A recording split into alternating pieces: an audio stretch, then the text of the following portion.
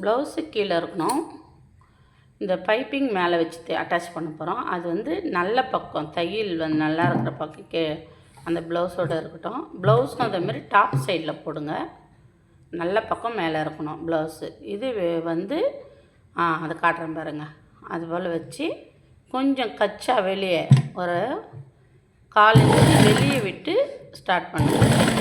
இது வந்து கைடு அளவு ரைட்டாக இந்த அளவு. பைப்பிங் நான் சொன்னதே தான். ப்ளவுஸில் நீங்கள் எல்லா பார்ட்ஸுமே ரொம்ப ஈஸியாக தைக்கலாம்.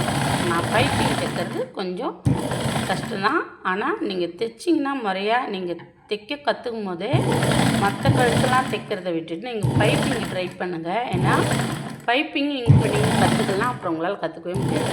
அதனால் நீங்கள் பைப்பிங் தைக்குங்க. ஃபுல்லாக அப்படியே ப்ளவுஸ் ஃபுல்லாகவே நம்ம இதே போல் அட்டாச் பண்ணி எடுத்துக்கிறோம். கைடு அளவு கரெக்டாக 2 பீஸுமே சமமாக வச்சு பிடிங்க. இல்லாட்டி ஓப்பன் வந்துடும் கழுத்து. பைப்பிங்கிறதுனால ஒரு வேளை நம்ம ஃபோல்டு பண்ணி மடித்து தைச்சா கூட அந்தளவுக்கு தெரியாது. அப்புறம் அதுக்கு மேலே தையல் போட்டுக்கலாம். ஆனால் பைப்பிங் அப்படி கிடையாதுங்க. இந்த தையல் கரெக்டாக போடலாம். பைப்பிங் தையல் போடுறதுக்கு நல்லா வரும். அதேமாதிரி லைஃப் வரும். அது பிச்சுக்காமல் இருக்கும். இல்லாட்டி அதை மறுபடியும் தைக்கிறது கொஞ்சம் கஷ்டம்தான். அதனால் பார்த்து கவனமாக இதை தைச்சிக்கோங்க. பைப்பிங் நெக்கோட கழுத்து அட்டாச்சிங் முடிஞ்சிருச்சு. இப்போ நம்ம வாங்க அதேமாரி ஒரு 1/4 இன்ச் விட்டு கட் பண்ணிக்கலாம் மடிக்கிறதுக்காக.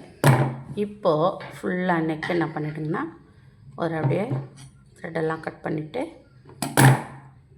மடித்து அப்படியே ஃப்ளாட் பண்ணி கச்சா விட்டுருக்கேன் பாருங்கள், அதை தான் காட்டுறேன். ஒரு லேசாக கீறிக்குங்க. இதெல்லாம் இந்த வேலையெல்லாம் ரொம்ப முக்கியங்க.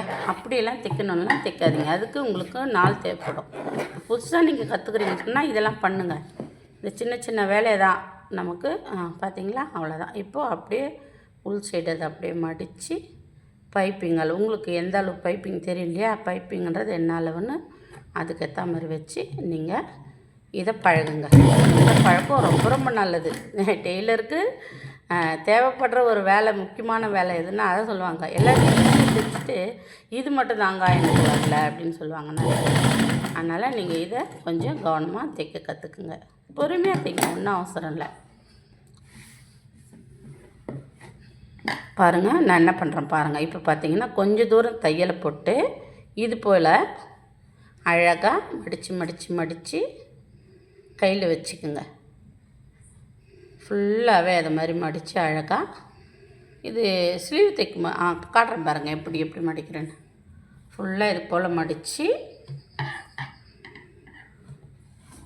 வச்சுக்கோங்க. லெஃப்ட் சைட் கையில் வச்சுக்கிறேன், ரைட் ஹேண்டில் இந்த சைடு பண்ணுறேன். பார்த்தீங்களா,